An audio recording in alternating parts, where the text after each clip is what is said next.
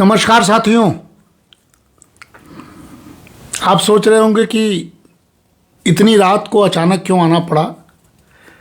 तो आप घबराइए मत, कोई चिंता का विषय नहीं है। सारे कार्यों को करके जब घर आना होता है तो एक चिंतन भी होता है और एक स्वाभाविक प्रवृत्ति भी है कि कुछ सार्थक बातों को हृदय के अंदर से बाहर निकालना जरूरी हो जाता है ताकि रात में आनंद से सो सकूं। ये भी एक वजह है। तो अचानक मुझे आना इसलिए पड़ा कि साथियों, छोटी सी बात, बहुत ज़्यादा नहीं बोलूँगा। आज पहले तो एक बधाई देना था काशी हिंदू विश्वविद्यालय के कुलपति को, जिन्होंने एक अच्छी शुरुआत की काशी हिंदू विश्वविद्यालय की शैक्षणिक परंपरा अनुसार, और सामाजिक विज्ञान संकाय प्रमुख उपाध्याय जी को भी, जिन्होंने इसकी पहल की और इस पर उन्होंने क्रियान्वयन किया। और मन इसलिए भी किया लाइव साथियों कि भाई साहब जब डीन थे कोविड काल में, तो उन्होंने, हम घर में चर्चा करते थे हम लोग, तो उन्होंने उस कोविड काल के दौरान ही एक ई प्लेटफॉर्म ऐसा क्रिएट किया था कि देश और दुनिया के अनेक बड़े लोगों ने उस पर लेक्चर दिया था। अद्भुत था। भाई साहब ने उसकी पहल की, लोग आते थे और सोशल साइंस के उस प्लेटफॉर्म पर अच्छे अच्छे लेक्चर्स देते थे, बड़े स्टैंडर्ड, जिसमें कि भारतीय चिंतन परंपरा, कौटिल्य के अर्थशास्त्र, दीनदयाल उपाध्याय के एकात्म मानववाद, आध्यात्मिक परंपरा, भारतीय ज्ञान परंपरा, भारत की वैज्ञानिक परंपरा, ऋषि परंपरा, काशी हिंदू विश्वविद्यालय का इतिहास, सामाजिक ताना बाना, वैश्विक परिपेश, तमाम तरह के मुद्दों पर था। तो आज मुझे बहुत दिनों बाद एक निमंत्रण मिला कि काशी हिंदू और मुंबई आईटी यानी टेक्नोलॉजी के फील्ड में उनका अच्छा काम था। उन्होंने बहुत अच्छा स्पष्ट बोला, हालांकि अंग्रेजी भाषा में बोला। कुलपति वहाँ मौजूद नहीं थे, एक अच्छी बात कह के वो निकल गए, लेकिन हमने ने पूरा लेक्चर सुना और एक अंग्रेजी भाषा में बोला। मुझे मन आया कि उस पूरे भाषा को अपने शब्दों में कुछ फेसबुक के आम लोगों के लिए, जो कि सोशल मीडिया का प्लेटफॉर्म है, मैं उस पर कुछ बातें करूं। और कुलपति ने एक बहुत अच्छी बात की शोध को लेकर उस पर मैं टिप्पणी करूं। साथियों, मैं इसीलिए आया हूं आज सामाजिक विज्ञान संकाय के तत्वावधान में, और लेक्चर सीरीज जो शुरू हुआ उसमें अर्थशास्त्र के नोबेल पुरस्कार विजेताओं पर केंद्रित पहला व्याख्यान जो हम लोग विषय का था, उसमें प्रोफेसर विनेश कथुरिया, हमने कहा आईआईटी मुंबई के प्रोफेसर हैं, नॉलेजेबल थे। उन्होंने बहुत ही सरल और वैज्ञानिक तर्कसंगत ढंग से बातें को प्रस्तुत किया। लेकिन हमारे मन में था कि हम लोग आजकल भारतीय ज्ञान परंपरा पर बात कर रहे हैं, तो कैसे भारत के साथ जोड़ा जाए। तो मेरे मन में विचार आया कि मैं अपनी बात को कैसे कहूं।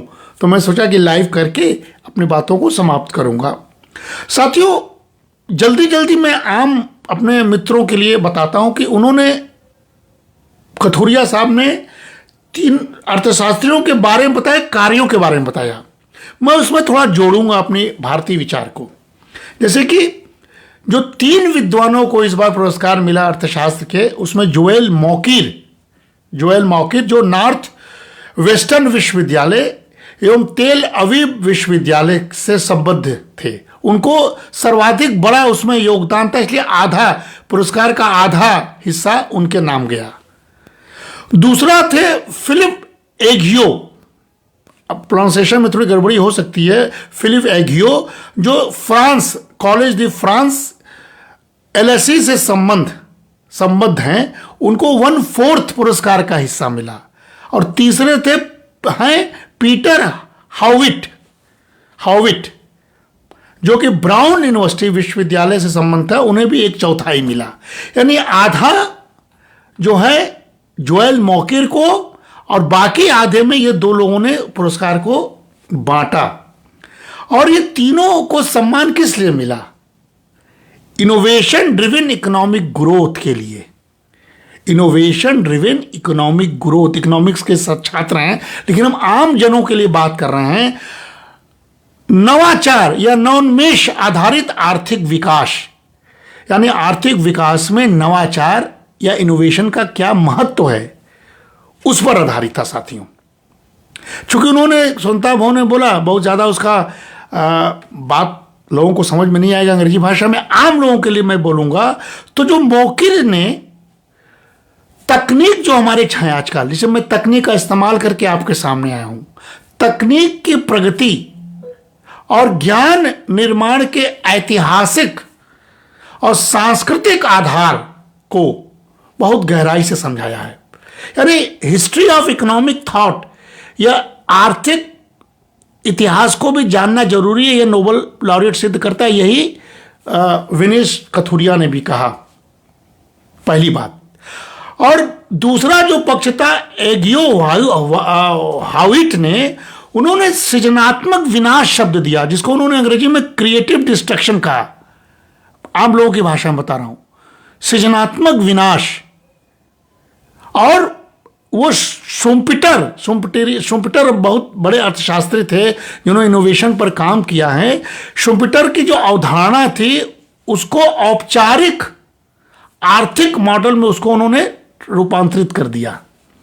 यानी क्रिएटिव डिस्ट्रक्शन, कोई भी चीज होता है उसको बाधित किया है तो वो क्रिएटिव डिस्ट्रक्शन होता है, क्योंकि उसके बाद वाला तेजी से आर्थिक विकास को प्रगति देता। उन्होंने मॉडल, कई स्कूटर या फ्रिज के मॉडल का उदाहरण दिया। मुख्य रूप से जो सार है, जो मैं थोड़ा सा बताना चाहता था कि ये सारे इस बार का जो नोबेल मिला है वो सतत आर्थिक विकास स्वतः नहीं होता।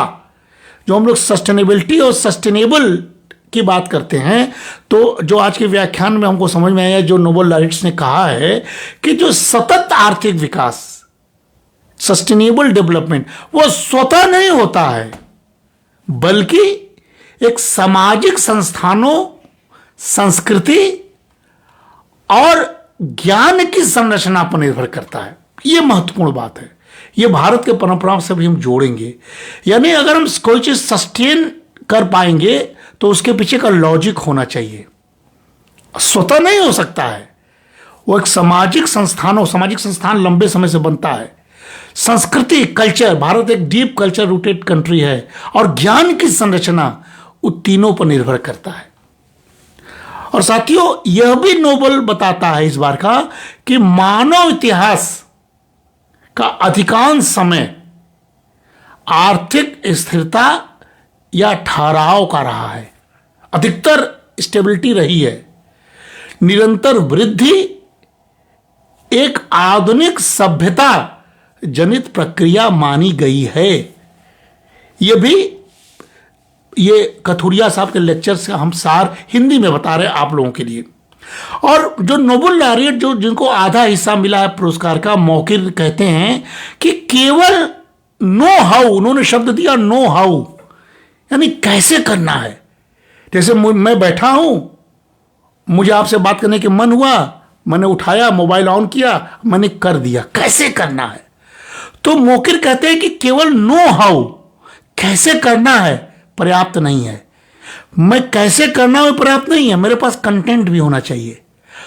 समाज को नो वाई, क्यों और कैसे करना है यह जानना आवश्यक है। मुझे कैसे करना है ये तो आपका मोबाइल और ये माइक ने बता दिया, लेकिन क्यों करना है? क्योंकि मुझे आज अपने जो लेक्चर मैंने सुना है वो अपने समाज के उन मित्रों तक पहुंचाना है जो वो सुनना चाहते हैं, कंटेंट्स को पहुंचाना है। तो ये एक तरह से मोकिर का know how to know why का एक बहुत अच्छा बात कही गई है जो हम लोग लागू कर सकते हैं। साथियों, वे समाज ही स्थायी विकास कर पाते हैं जिनके संस्थान ज्ञान को साझा करने, सुधारने और पुनर्निर्माण करने के लिए खुले और समावेशी होते हैं। इसीलिए मैं सोशल मीडिया पर आया हूं। वहां बंद स्वतंत्रता भवन में हुआ होगा, काशी हिंदू विद्यालय के अध्यापक और छात्र ही देख पाए होंगे, सुन पाए होंगे, लाइव तो था नहीं। मुझे विशेष अलग से कोई पर्सनली इनवाइट किया तो मैं ज्ञान की आकांक्षा के लिए मैं वहाँ पहुँच तो गया, लेकिन सब लोग तो नहीं पहुँच पाए, मेरे छात्र तो नहीं पहुँच पाए। तो मैंने सोचा कि क्यों न इस चीज़ों को मैं सोशल मीडिया के माध्यम से आप तक पहुँचा दूँ, तो ये समावेशी हो जाएगा। ये मौकिर ने भी कहा था, वे समाज ही स्थायी विकास कर पाते हैं जिनके संस्थान ज्ञान को साझा करने, सुधारने और पुनर्निर्माण करने के लिए खुले होते और समावेशी होते हैं। तो ज्ञान बंधन में नहीं होना चाहिए, सभी के लिए होना चाहिए। आमंत्रण सर्वांगीण होना चाहिए, आमंत्रण समावेशी होना चाहिए। ये मेरे मन में था, मैं इसलिए आया हूं। और साथियों, जो दूसरे वाले अर्थशास्त्री हैं एग्यू और वाइट ने, उन्होंने नवाचार का चक्र के बारे में बात की और पुराने उद्योगों को विस्थापित करता है नया नवाचार और नए विचारों को वो जन्म देता है। यानी मान लीजिए मैं आपके सामने फेसबुक लाइव हूं और ये पुराने हो गए, और हो सकता है यूट्यूब चैनल या एक्स का चैनल या कोई और चैनल उसको ग्रहण करके और तेजी से विस्तारित कर दे, तो वो नवाचार हो गया।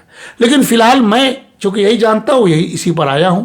तो एग्यो वाइट कहते हैं, जो नोबेल लॉरेट इस बार पाए हैं 1/4 वाले, कि नवाचार का चक्र, जो नया इन्वेंशन होता है, वो पुराने उद्योगों को विस्थापित करता है और नए विचारों को जन्म देता है।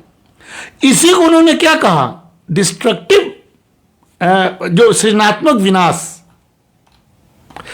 क्रिएटिव डिस्ट्रक्शन, इसी को उन्होंने कहा था।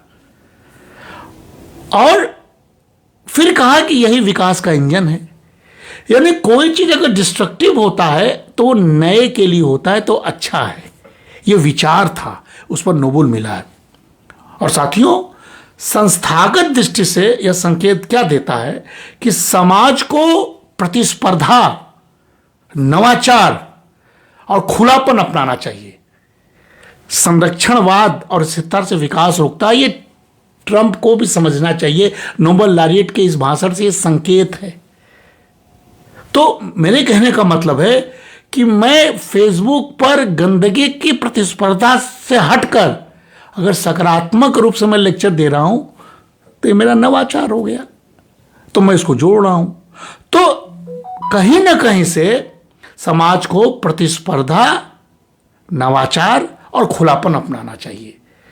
संरक्षणवाद, जैसे अमेरिका फर्स्ट, सब नहीं होना चाहिए। ये बहुत डेंजरस चीज है। आप ओपन फॉर ऑल हुई है। इसीलिए साथियों, यह जो नोबेल पुरस्कार 2025 अर्थशास्त्र का मिला, यह इसलिए भी ऐतिहासिक है क्योंकि इसने विकास अर्थशास्त्र का ध्यान, डेवलपमेंट इकोनॉमिक्स का ध्यान फिर से ज्ञान, नवाचार और संस्थागत परिवर्तन की ओर मोड़ दिया है। और इसने इतिहास, संस्कृति और गणितीय मॉडलिंग, तीनों के दृष्टिकोण को एक सूत्र में पिरोया है। केवल गणित इसका धार नहीं है, विचार इसका ध्यान है।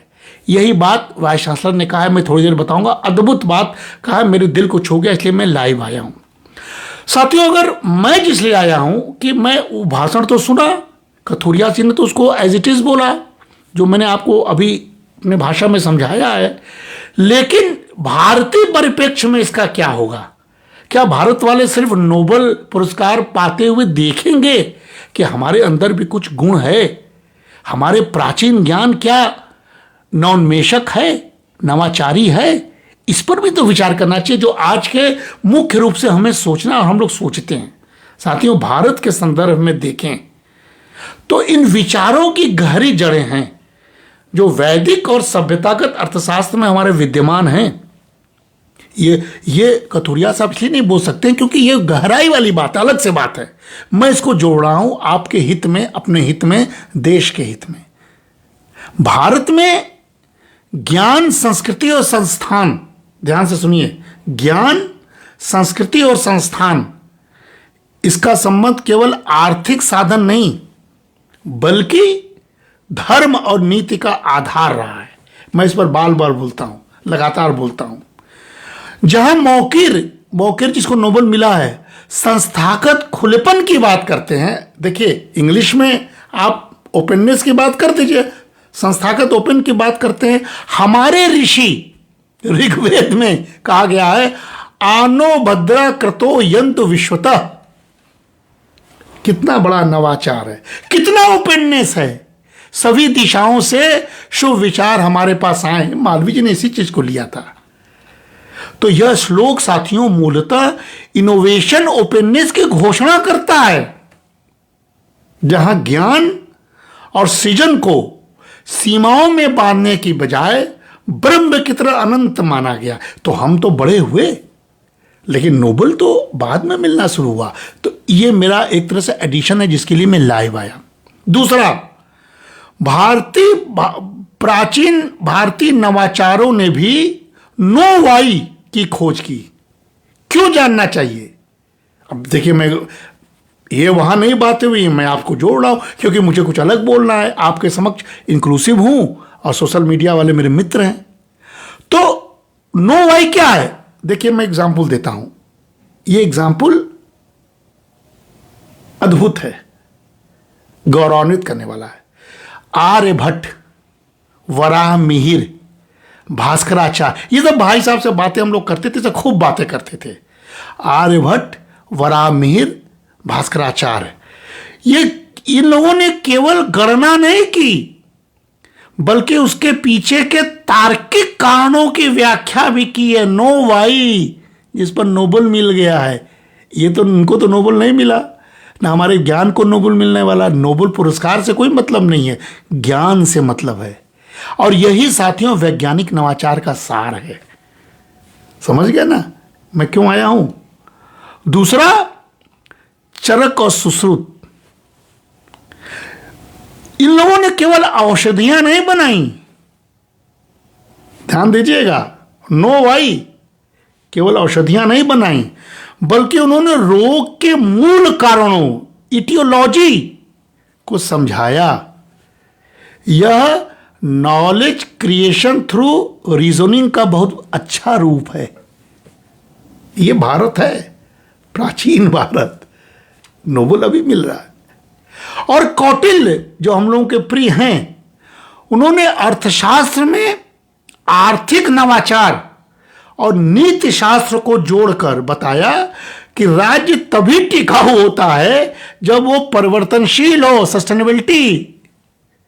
वृत्तम विना राज्यम न तिष्ठति, बिना गतिशीलता के शासन नहीं टिकता।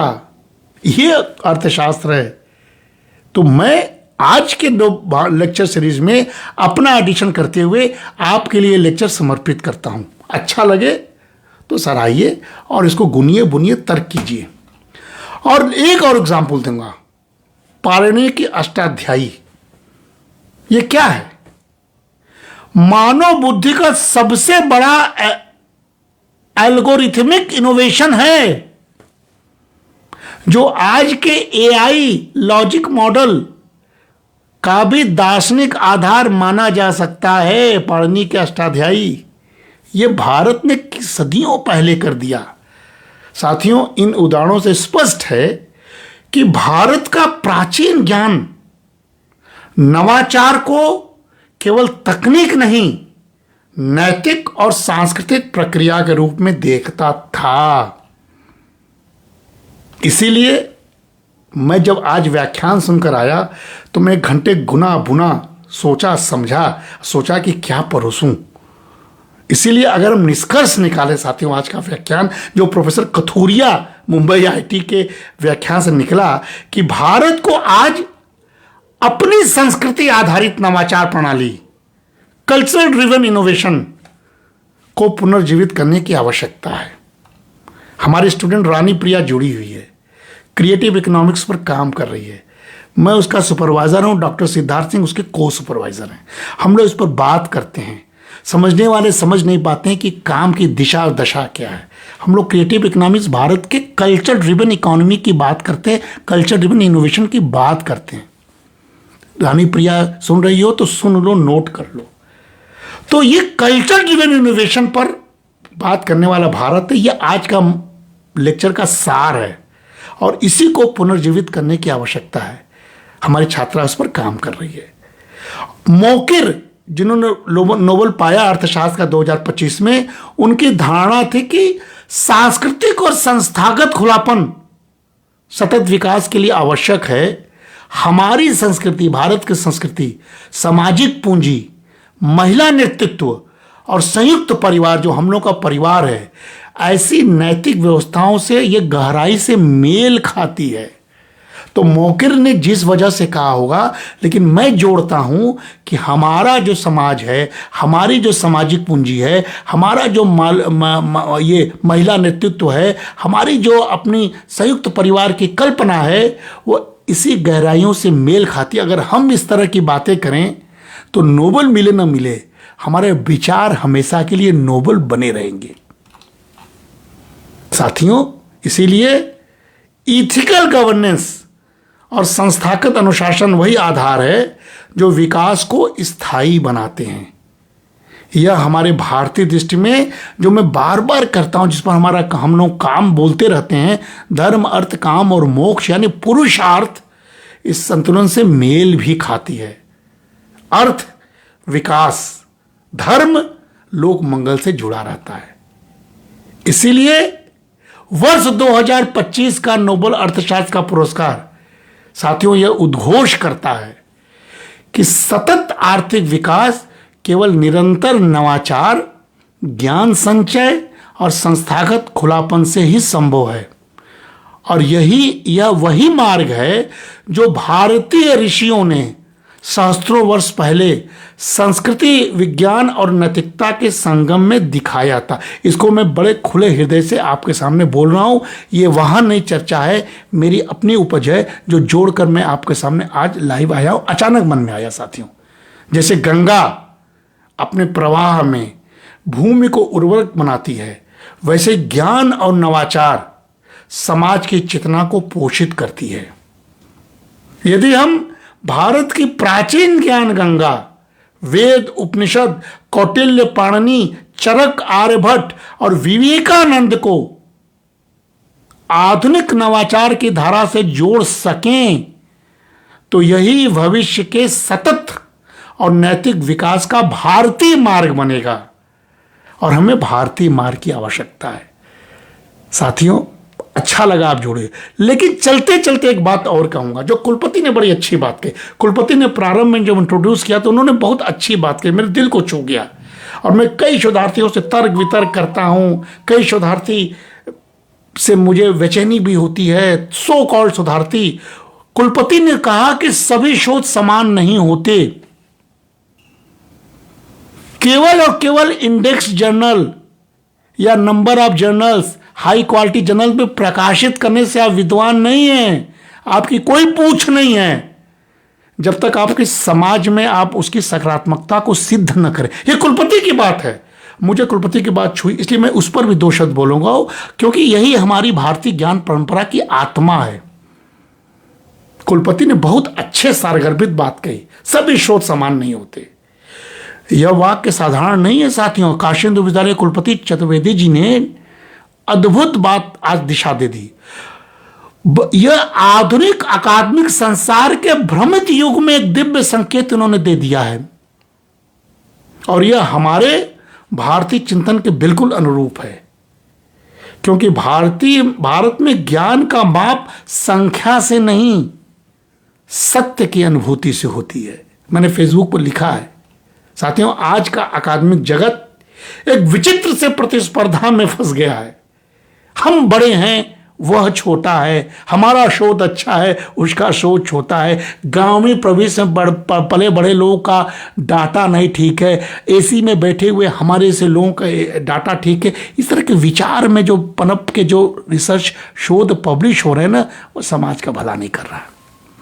इसलिए आज का अकादमिक जगत एक विचित्र प्रतिस्पर्धा में फंसा है। केवल और केवल इंडेक्स्ड और हाई क्वालिटी रिप्यूटेड जर्नल में छापने की होड़ मची है। पढ़ने वाला कोई नहीं है, समझने वाला कोई नहीं है, उस ज्ञान का उपयोग नहीं है। ये मैं दावे के साथ कहता हूं। शोध का मूल्य अब सत्य या लोकहित नहीं, बल्कि इंपैक्ट फैक्टर और साइटेशन काउंट जैसे कृत्रिम मानदंडों से आंका जाने लगा। कुलपति ने संकेत किया है, मैं नहीं बोल रहा हूं, मैं उनकी बातों को बढ़ा रहा हूं। सारे तथाकथित विद्वान दुनिया में इस समय, भारत में भी उसमें कई सारे लोग हैं, अपनी रैंकिंग और इंडेक्स के आधार पर श्रेष्ठता का दावा करने लगे हैं। मानो ज्ञान अब आत्मान्वेषण का नहीं बल्कि प्रमोशन और प्रतिष्ठा का साधन बन गया है। यही बहुत बड़ी भूल है, क्योंकि साथियों, भारत की ज्ञान परंपरा में ज्ञान कभी स्वार्थ का उपकरण नहीं है बल्कि लोक मंगल का साधन रहा है। यह कैसे हो, यह चिंता बनी रहती है, एक आम अर्थशास्त्री के रूप में, एक आम मानव के रूप में। साथियों, हमारे भारतीय दृष्टि में शोध क्या है? भारतीय परंपरा में शोध शब्द का सीधा अर्थ क्या है? सत्य की पुनः खोज, रिसर्च। ऋषियों के लिए तपस्या थी, व्यापार नहीं था। इसलिए उन्होंने कहा, सत्यम ज्ञानम अनंतम ब्रह्म। तैत्तिरीय उपनिषद का मैं कोट कर रहा हूं, सत्य ज्ञान और अनंतता ही ब्रह्म है। क्या ये रिसर्च मेथोलॉजी वाले लोग समझेंगे? यहां ज्ञान का लक्ष्य अनंतता अर्थात आत्मा और ब्रह्म के बीच संवाद है, न कि जर्नल का इंपैक्ट फैक्टर। और ये बात समझाते समझाते हम लोग थक गए, चुप इसलिए हो जाते हैं कि गणितीय मॉडल में वीक हूं, समझ नहीं पाता हूं, विशेषज्ञता के आधार पर हम लोग दब जाते हैं, लेकिन हमारे भाव अंदर अनंत हैं, इसलिए मैं उसको उद्वेलित होकर बोलता हूं। साथियों, वेद, उपनिषद, अरणक, सूत्र और स्मृतियां, ये सब किसी पीयर रिव्यू प्रणाली से नहीं गुजरे हैं। तुलसी का रामचरितमानस पीयर रिव्यू से नहीं गुजरा है, फिर भी वे आज भी मानवता के सर्वश्रेष्ठ ग्रंथ माने जाते हैं। इसको कौन नकारेगा?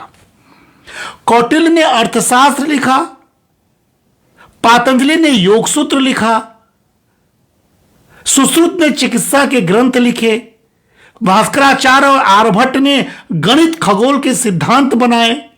इन सबका उद्देश्य मनुष्य के दुख को घटाना, जीवन को सुधारना और ज्ञान को लोकहित में समर्पित करना था।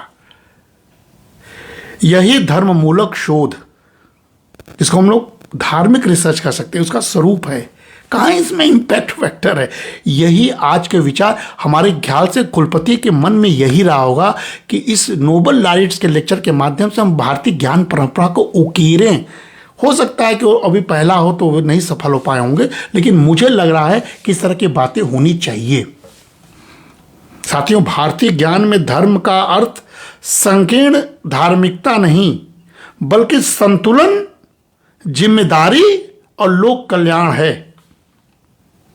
कैसे? ईशावास्यत उपनिषद देखिए, यह सर्वाणि भूतानि आत्मनेवानुपश्यति स सर्वेषु भूतेषु आत्मनं ततो न विजुक्स्ते। जो सब प्राणियों में स्वयं को देखता है और स्वयं में सबको देखता है, वही सच्चा ज्ञानी है।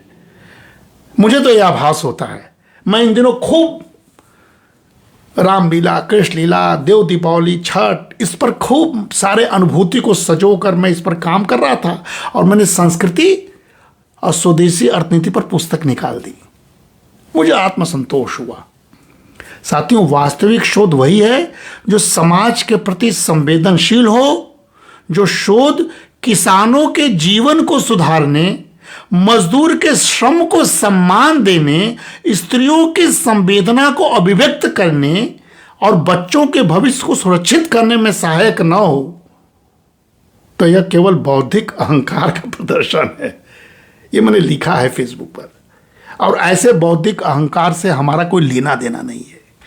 एक बच्चों के चेहरे पर मुस्कान, गरीब बच्चे के अगर हमारे किसी एक्ट से हो जाए, यह शोध है। एक महिला सशक्त मेरे किसी एक्ट से हो जाए, यह शोध है। एक किसान के चेहरे पर आनंद के पराकाष्ठा हमने देख लिया, अगर उसको मिट्टी की उर्वरता या मिट्टी की जांच करके बता दे, यह शोध है। इसीलिए अनुभव ही परम प्रमाणम, अनुभव ही सर्वोच्च प्रमाण है। यदि कोई शोध समाज के अनुभव को नहीं छूता तो वो जीवंत नहीं है।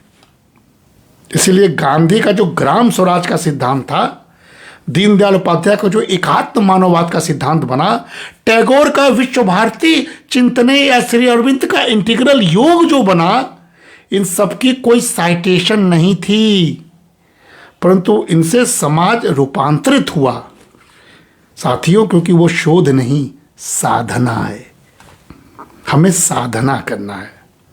सच्चा शोध तपस्या और सेवा का समन्वय है, स्व प्रदर्शन नहीं, स्वनिवेदन है। क्योंकि विद्या ददाति विनयम, ज्ञान विनम्रता देता है, ज्ञान अहंकार नहीं देता। जिस भी शोधार्थी में अहंकार आ गया कि मैं बड़ा वो छोटा, वो ज्ञानी नहीं है, ये निश्चित मान लीजिए। कोई प्रभावित उससे नहीं होता।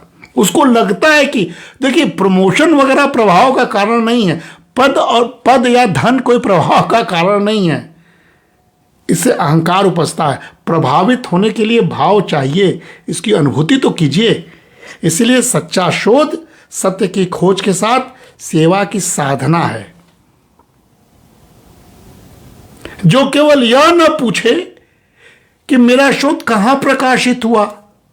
मेरा इंटरव्यू था तो मुझसे पूर्व कुलपति ने पूछा कि इस कॉर्पस में छपा, मैंने कहा नहीं छपा, मैं इस कॉर्पस जानता ही नहीं हूं, बहुत छपा। लेकिन तो यह पूछे कि मेरे शोध से किसके जीवन में प्रकाश हुआ। यह आनंद का प्रश्न है, इससे लोग जिज्ञासा में आएंगे।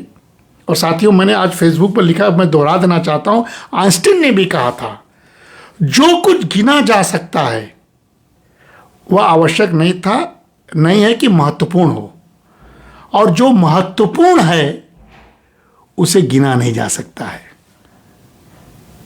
भारतीय परंपरा इस सत्य को सहस्त्रों वर्ष पूर्व जान चुकी थी। न ही ज्ञानेन सदृशम पवित्र में विद्यते, गीता। इस संसार में ज्ञान के समान पवित्र कुछ नहीं है। इसलिए चलते चलते बस लास्ट में मैं कहूंगा, आज के प्रमुख व्याख्यान के सार के रूप में प्रस्तुत करते हुए, कि अब आवश्यकता है कि हम शोध की दिशा को पुनः भारतीय, मानवीय और धर्मनिष्ठ बनाएं। केवल बैठ के रिसर्च मेथोलॉजी, टेक्निकल वर्ड्स ना पूछें, बल्कि दिशा और दशा विद्यार्थियों को बताएं। जहां ज्ञान केवल समझ का नहीं, सेवा का माध्यम हो, जहां शोध पत्र नहीं, शोध चरित्र महत्वपूर्ण हो, जहां विद्या का अर्थ केवल डिग्री नहीं बल्कि दया की भावना से ओतप्रोत है, तभी हमारा साथियों या अकादमिक संसार पुनः उस दिव्य परंपरा से जुड़ेगा जहां ज्ञान ब्रह्म है, सेवा धर्म है, और दोनों का संगम ही सच्चा शोध है। धन्यवाद कुलपति जी, आपके एक संकेत मात्र से मेरे मुख से इतने विचार निकले। आपके प्रति आभार। काशी हिंदू विश्वविद्यालय के प्लेटफॉर्म का आभार, जिसने मुझे इनडायरेक्ट तरीके से बुलाया और मैं वहाँ पहुँच कर इसको सुना। मेरे मन में इतने सारे विचार आए, भाव आए, यह स्वतः स्फूर्त है, और आप मुझे सुन रहे हैं, ये मेरा सौभाग्य है। बहुत बहुत नमस्कार, धन्यवाद।